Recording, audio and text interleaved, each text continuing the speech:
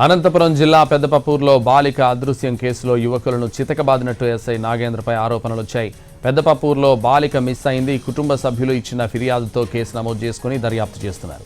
ప్రేమ పేరుతో హేమంత్ అనే యువకుడు బాలికను తీసుకెళ్లాడని అనుమానించారు. దీంతో హేమంత్ స్నేహితులను స్టేషన్కు తీసుకెళ్లి చితకబాదారని చెప్తున్నారు.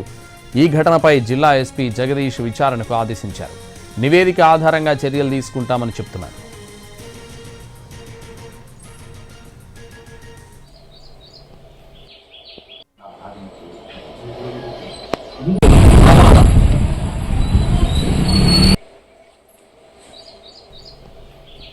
అనంతపురం జిల్లా పెద్దపప్పూరులో బాలిక అదృశ్యం కేసులో యువకులను చితకబాదినట్టు ఎస్ఐ నాగేంద్రపై ఆరోపణలు వచ్చాయి.